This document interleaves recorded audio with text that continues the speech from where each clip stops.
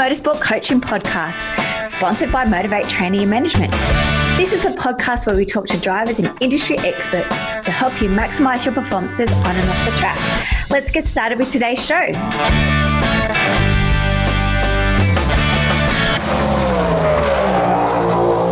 Hi guys, and welcome to episode 33 of the Motorsport Coaching Podcast. I am your host, Belinda Risley, and today I am joined by personal trainer extraordinaire, Mr. Trey Shannon. Before I go on a little about him, I'm going just to read a review that we've had for iTunes. Because I do batch these podcasts often a few weeks in advance, sometimes I forget about the reviews, although I actively promote you guys to write them. So I do apologize if you feel that you've written them and I haven't mentioned your name before. But this week goes to Ben, and he's simply wrote, great interview with Marcus Dumpsney. Well done, Ben. So thanks very much, Ben, for listening. I know you listen every week and I appreciate your feedback. So today's guest, guys, is Trey Shannon, as previously mentioned, from Podium Performance Fitness in Charlotte, North Carolina, where he works from drivers from karting to Nascar to IMSA prototypes, all of them with the same goal to improve their fitness and performance behind the wheel. In addition to being a certified coach by the National Strength and Conditioning Association as a strength and conditioning specialist, he's also certified as a head and neck training specialist for the purpose of concussion prevention. Trey has also raced karts before, on and off for the past 18 years, and he's completed 7 different 24-hour races, also as a solo driver. So we go in great depth about him competing in the 24-hour race, obviously around the mental capacity that it must take for him to perform that, and of course, how does he go to the toilet during that time frame. So grab your pen and paper, guys. I hope you're having a fantastic day, and I look forward to hearing your feedback on this episode. Thanks for joining me. Hey Trey, welcome to the show. Hey Belinda, thank you so much for having me on. I'm really excited. Well, as I was just mentioning to you off air, I get Instagram envy every day looking for wonderful Instagram stories. Obviously, having the opportunity to have a studio and being able to train motorsport competitors face to face must be a real thrill for you. It is. It really is, and it's something that I've been wanting to get into for a while, and I'm super happy to be able to do that now. It really does make going to work every day a lot easier. Yeah, so tell us a little bit about your journey. You have raced motorsports before. How did you get involved into it? Have you been racing for a long time? And what kind of categories have you raced? Yeah, so most of my racing's been in karting. Actually, all of my racing has been in karting. But when I was 4 years old, my dad took me to the Long Beach Grand Prix IndyCar race, and I was absolutely hooked. I thought that was the coolest thing I'd ever seen in my entire life. So I got into karting when I was about 16. So I really enjoyed racing, and I actually raced BMX bikes up until that point, just to be able to do something in racing, and then got into karting, and I've been karting off and on for the last 18 or so years. And then recently doing some of the 24-hour races and stuff like that, since getting into the karting weekly and stuff like that is very difficult. Obviously, time is a little bit stressed. And then also, as much as I'd love to be making millions of dollars doing this, I'm not quite there yet. So I have to limit the amount of track activity for myself for the time being. Yeah, and so you're based in Charlotte in America. Is there many racetracks around there, like kart tracks around there, or what kind of tracks are based? Yeah, we've got a little bit of everything around here. Charlotte obviously being kind of the center for most of the NASCAR activity. Most of the teams are based here.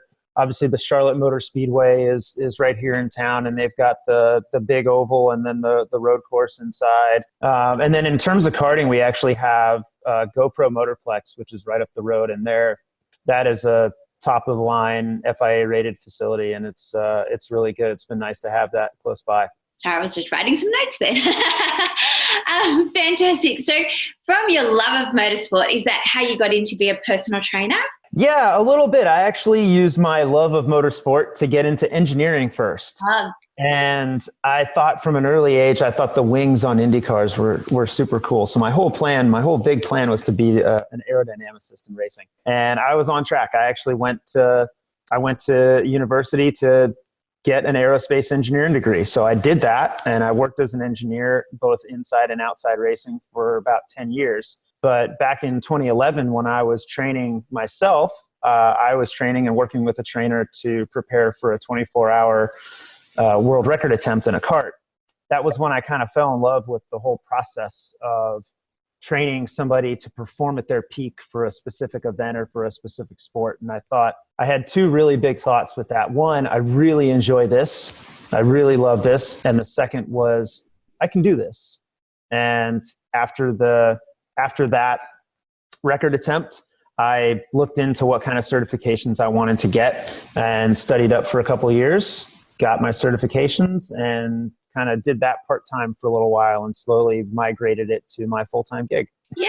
And so let's just go back to your 24-hour gig. Tell us about it, because I believe you've done a few of them now, around about 6 or 7 of them. Is that right? Yeah. So in various different forms, I've done 7 24-hour solo kart drives. Yeah. So it started with a record attempt with trying to complete the most number of kilometers or miles in a 24-hour period for a solo driver. So which was? I could manage that however I wanted. I can't remember what the kilometer number on it is, but I ended up doing 845 miles. Uh-huh. So I think that was somewhere around 1,400 kilometers, something like that, perhaps. I can't, it's been a while since I've had to do conversions. That's all right. It's been a minute, but so yeah, we did that, and in the outdoor event. So we did that at Newcastle Motorsports Park in Indiana, and then the next year, for whatever reason, I decided I wanted to try to do the same thing on an indoor circuit, which was much harder. And that one actually wasn't super successful. I still set a baseline, like I set a record, just because it didn't exist. I think that one was 312 miles, but that actually fairly quickly got broken by an Australian, Cam Wilson, Australian Ute driver. So after he broke it so easily, and then another guy here in America broke that one as well, I decided to go back to make another attempt at that, and ended up going 455 miles on an indoor track. So that was the third or fourth one that I did. And somewhere along the line, there's an event here in America called the 24 Hours of America, which is a 24-hour kart race designed for teams. And the promoter of that event invited me to come try it as a solo. So first one I did of those, I kind of just tried to stay out of the way, complete the 24 hours, stay out of the way, try not to cause any problems for anyone. And then the following year, they actually created a solo class. So myself and the other American guy who had broken my indoor record, he and I got to race head to head. Wow. And which was really cool because it was actually in the infield go-kart track at Daytona International Speedway. Awesome. So we got to race around with the big lights on Daytona and the infield kart track. And we ended up, after 24 hours, we were separated by, I think, 3.8 seconds. Oh, wow. Like so it didn't really solve anything as to who can go farther, because we ended up going the exact same distance. And why do you do a 24-hour event? Is it a personal challenge of yourself, or are you raising money for charity, or is it just, a mind step for yourself? It's all of the above, right? I mean, it is definitely a big personal challenge, and I really enjoy challenging myself and finding these things that really push the limits of what the human body is capable of. And then I do also use my racing, which is pretty much exclusively 24-hour events now. I use that as a way to raise funds and awareness for the Tourette Association of America. So raising awareness for Tourette syndrome. And usually what I'll do is each race I'll set up I'll set up a page for some donations, and they go directly to that charity. So yeah, we've tried to put a bit of a charity spin on it, which has definitely helped raise more so raising awareness. I think more than trying to raise money is just getting, making it known that people with Tourette syndrome can do just as much as anybody else can, and it doesn't really cause any major hindrances, that kind of thing, and hopefully inspire some people with Tourette's to continue after what it is that they want to do, despite any issues they may be having. Oh, that's really nice. And I do feel like I need to ask the question, Trey. How do you go to the toilet? Do you have a toilet stop? Yeah, so that has kind of evolved a little bit ever since the very beginning. So the very first one that we did, that was with a Rotax engine. So Yeah. we had to refuel every hour. I think it was every 70 minutes. So I would hop out and run to the bathroom and then hop back in. Yeah. But ever since that, we've actually moved to a on kart toilet system. So we would do something similar to what fighter pilots would use, and that's just an external catheter with like a bag that's strapped to your leg, and then drain it whenever the cart's being refueled, and then hop back in. So a little bit less sanitary, but nowhere close to just sitting there and you're in a pool of your own urine or anything like that. We keep it fairly tame. And is that when you refuel yourself with nutrition or supplements or hydration when the cart's restocked? Or how do you manage? Yeah, a little bit. I use a drink solution in a Camelback that I'll clip to my rib vest. So I'll have a Camelback on me while I'm out on track, and that has a drink solution that's used for triathletes. So they'll use it throughout their races, which tend to be, for the higher level guys, 7-8 hours. And for the common, recreational triathlete could be anywhere from 11 to 14 hours, something like that. So it's been designed for that long-term fuel. So I'll use that in my drink pouch while I'm on track, and we'll switch it every few hours. And then every few hours when we are switching it, I may grab like a little bit of a tiny little goo gummy and try to chew a couple of those. But outside of that, that's the only nutrition that I'll have throughout the course of a race. So it works out pretty well. I usually tend to burn 8,000 to 9,000 calories throughout the course of a 24-hour race. And I can manage to take in somewhere between 6 and 7. So definitely at a bit of a calorie deficit, but still managing to get in a decent amount throughout the course of a race. And then how do you mentally prepare for an event like that?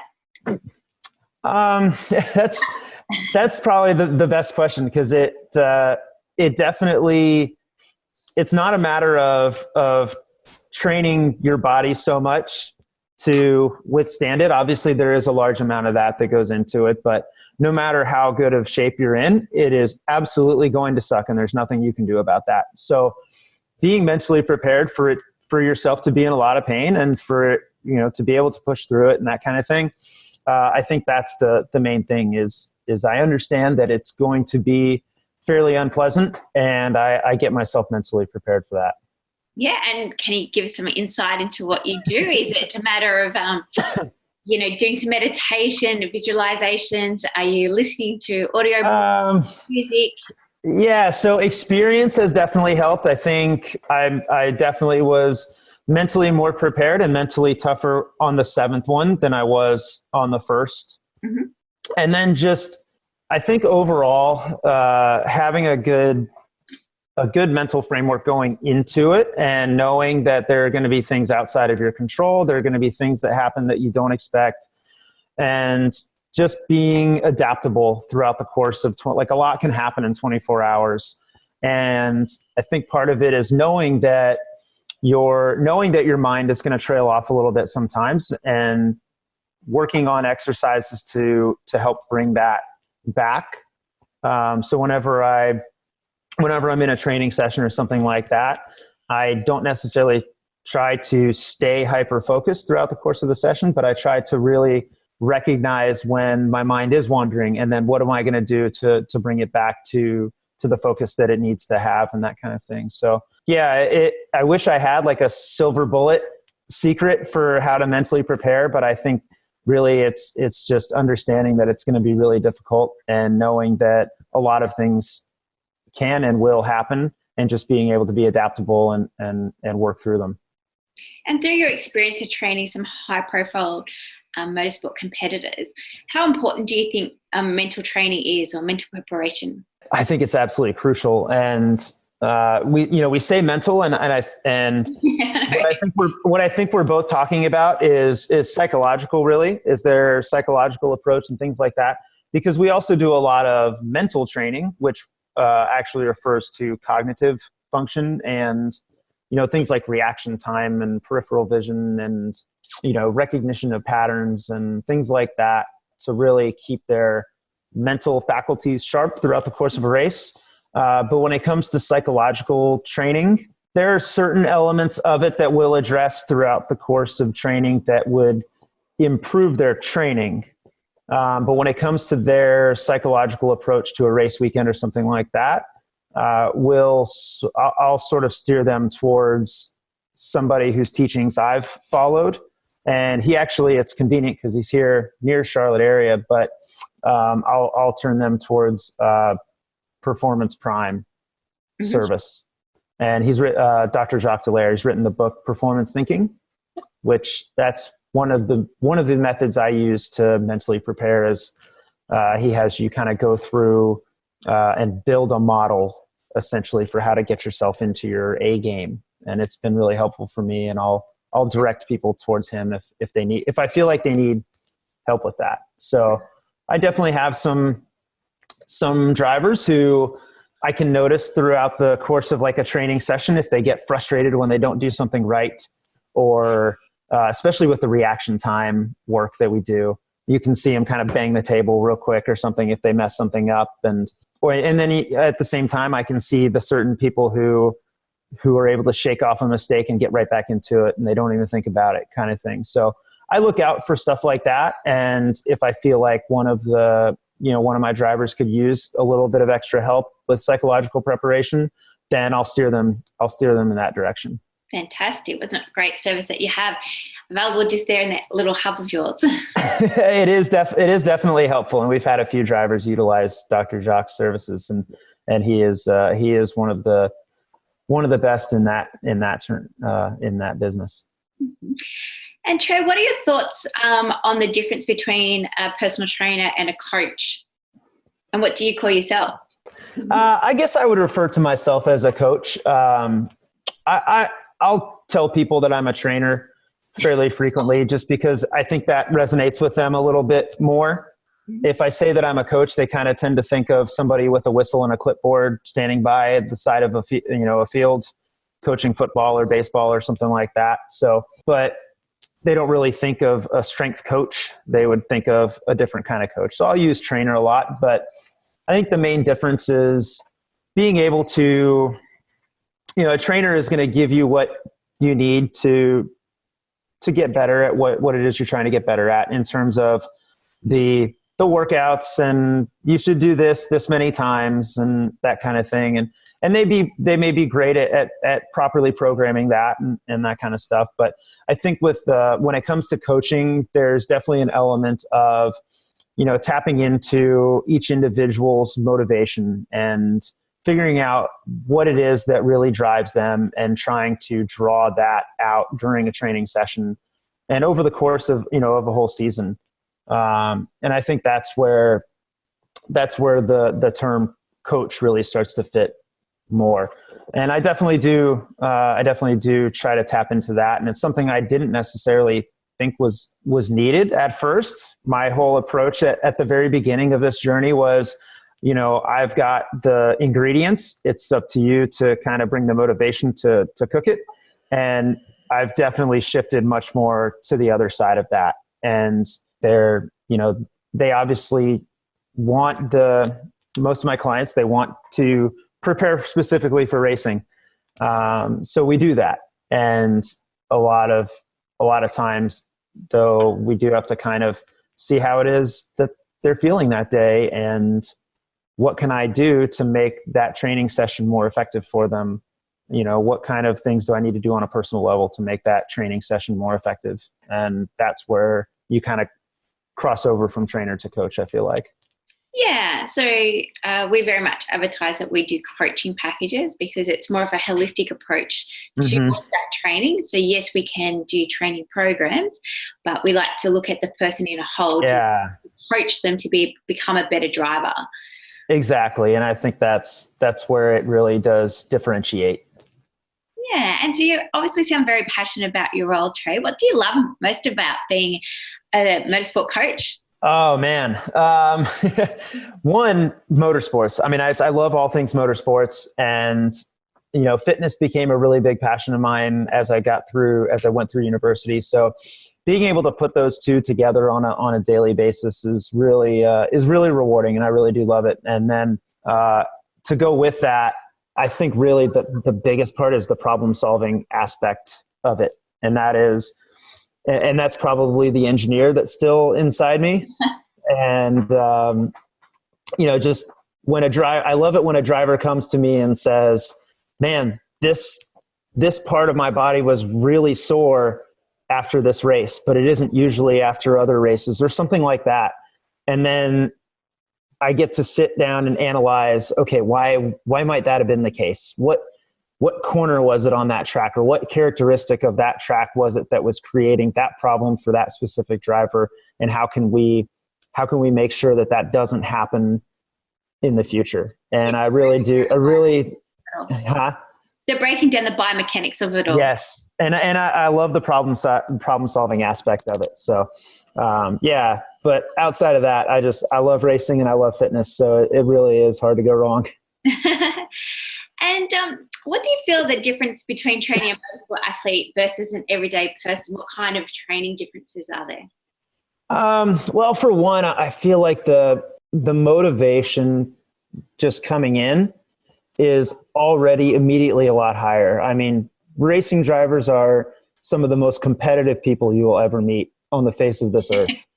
And they all want to be better than everybody else that they're up against. So a lot of times, if you're training a general population client, that kind of motivation isn't necessarily there. Their motivations are very different.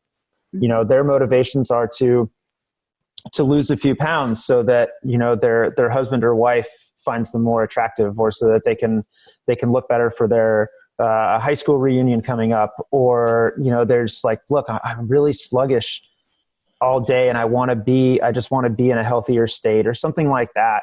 Whereas with drivers, it is competition. That is their number one motivation, and they all want to be better than the next guy or girl. So I think that's where that coach aspect of it comes back in, and it is really a matter of reading their motivations and figuring out the best way to get the most out of them as a result. And what is the first thing that you recommend for a motorsport athlete to focus on when starting their fitness journeys? That actually, I think is very similar to what a general population client would be. And that is really emphasizing the concept of consistency and commitment to the program. Occasionally I'll get a driver who will kind of go ghost on me for a little bit, and then he's got a big race coming up. So like the 2 weeks before the race, he wants to fit in like 8 training sessions. And, I try to make sure when everybody comes through my door, I say, look, this isn't a, train for this event, then train for this event, then train for this event kind of thing. This is a holistic, like you like to say, holistic approach to your fitness and your performance. And it's year round, and we need to go through specific training periods and things like that so that you can get the most out of this program. Otherwise, you're just, pardon my French, you're just pissing in the wind. So it's great to hear that you have the same challenges over there as we have here. Yes, we do. And sometimes even with the drivers as well, like I said, their motivation is all really high, but sometimes they don't quite grasp that concept of needing to be consistent and the type of commitment it takes to that program to really draw the best out of themselves. So yeah, I definitely do that. And then there are a few things also that I try to emphasize in terms of what their fitness can do for them inside the race car. When it comes to using your physical fitness to prevent mental fatigue, and then also the injury prevention aspects of it, and the injury risk reduction, and speeding recovery if you do get injured, that kind of thing. And I think some of those kind of hit home a little bit more with them. Most everybody's dealt with some sort of injury from an accident or something like that. So sometimes that's an easier way to get them a little more committed than to say, hey, you need to be committed. Yeah, and it's exactly the same with a general pop, because generally they won't come and see a trainer unless something severe has Unless there's an issue, yeah.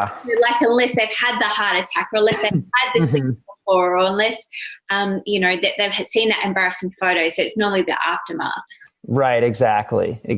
So yeah, I think that sometimes that motivation can be very similar, and then with drivers, I definitely stress that everything that we're going to do is very comprehensive. We're not here just to get your heart rate up and work only muscles that are going to be used in a race car. Well, one, that's kind of a myth, because you use all of your muscles when you're in a race car. And then we also do a lot of training when it comes to, like I said, the cognitive function stuff, reaction time, and peripheral vision and things like that. So I make sure that they understand that it's a very comprehensive approach. We include breathing.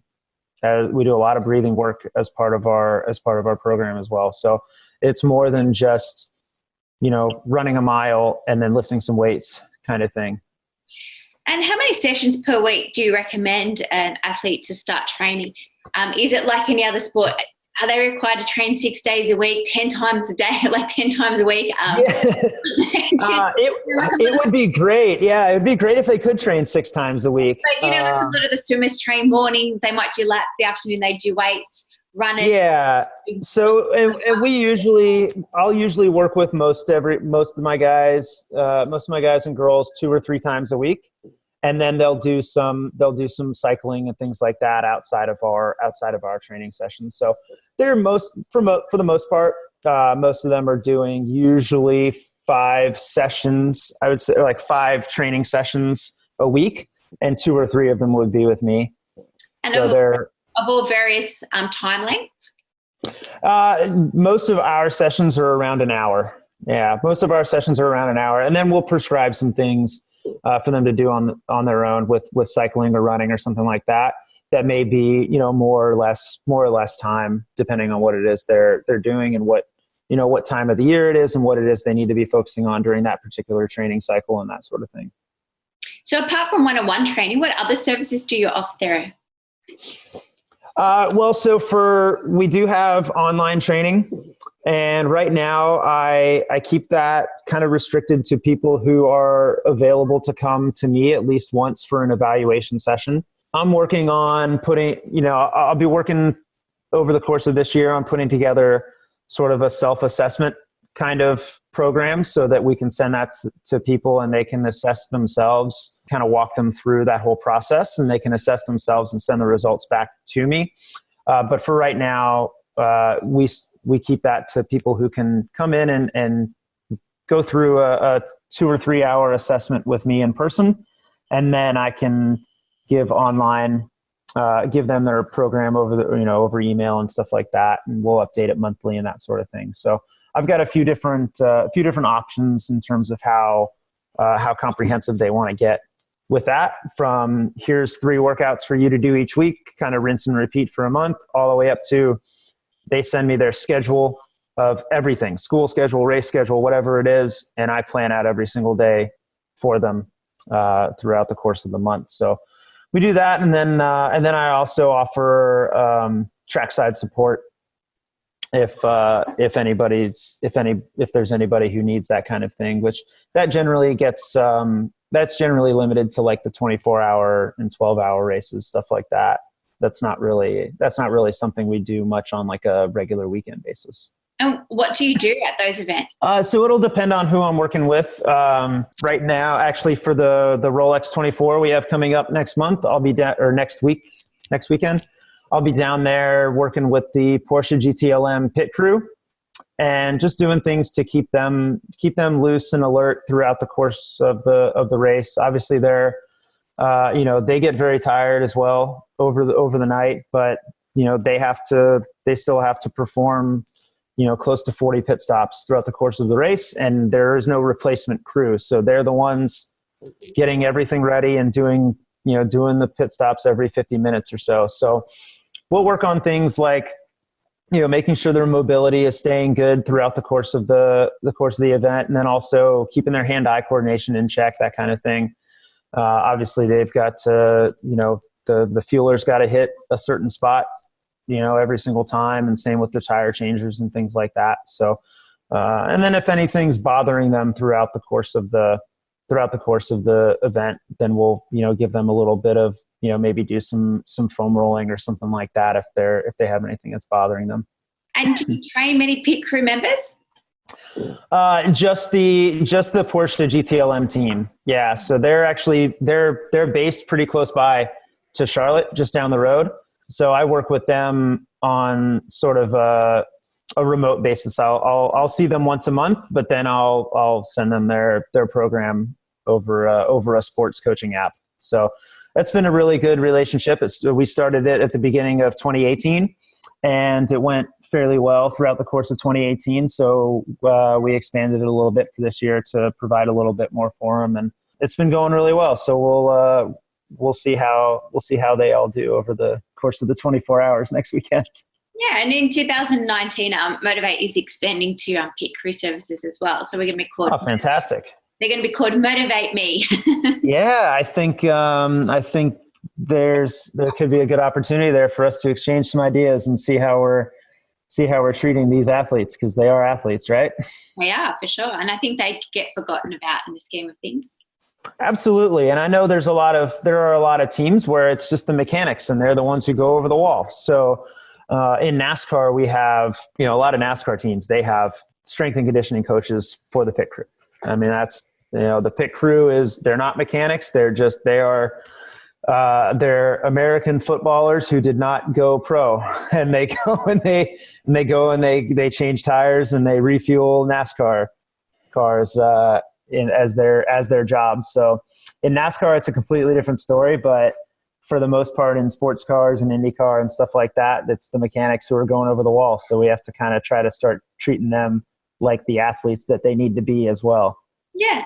And I think for them, it's around about getting that mental mind shift as well, because they just think that, no, my job is X, where there's actually a physical component towards it. Yeah. And I think it's really good though, because I think it does actually add a lot more fun for them as well. So they're wrenching in the car and they're digging around in the car for hours upon hours on a race weekend. And then they get to go have some fun jumping over the wall and and trying to do something as quickly as possible. So, that's something that I've always tried to instill in the guys that I work with, is like, hey, this is your guys' time to have fun, and go do that, go have fun. And it takes their mind off of the pressure of the moment and that kind of stuff. And I think that they definitely perform better when they're enjoying what they're doing. Yeah, for sure. I think everybody does, don't we? If we enjoy. Absolutely. I know I do. That's right. I know I do. Now, Trey, one of the big things here we're really big about is branding. You recently went through a brand change yourself. So you were at Trey Shannon Fitness, and now you're Podium Performance Fitness. Yeah, so that was definitely strategic. When I started doing this, when I moved down to the area, I really wanted something that got my personal name known very well. And I wanted it to be associated with Trey Shannon. I wanted the fitness and my name to be associated together so that people knew who that was doing that. And then as I began to build that recognition a little bit and started having a really solid client base, and I saw the word of mouth start to work a little bit better. And when I had people who were coming to me as opposed to me reaching out to them to get them to come in to train, that was when I decided I wanted to go ahead and go forward with the rebranding process. So when it came to choosing a name for it, the biggest thing there was I really wanted to, it was great having my name attached to it, but I wanted something that drew a better connection between fitness and racing. And that was the main thing I was trying to do with Podium Performance Fitness, was draw that connection and draw it in a way that it speaks to its relevance. So that's why the performance aspect of it is in there. Yeah, I love the new logo.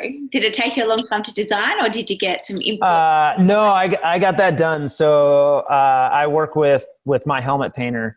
He does all of my design work for my business as well. So Yeah, check him out. Octane Visual with a K. Octane with a K Visual. It's TJ Coyen up in Wisconsin, and he does fantastic work. He's a one-man show, and he paints a lot of helmets every year, and he does some logo design work and things like that as well. And he's just fantastic. I've been working with him for 7 years now, and it's been great. Yeah, it's a fantastic. Yeah. Oh, thank you. Yeah, I told him what I was looking for, and it took one shot. Oh, love it. He sent it to me, and I said, "Man, I don't want to make any changes at all. That looks amazing." Fantastic. So yeah, couldn't be happier. So you mentioned about the possibility of doing the online training coming forward in 2019. What other grand plans do you have?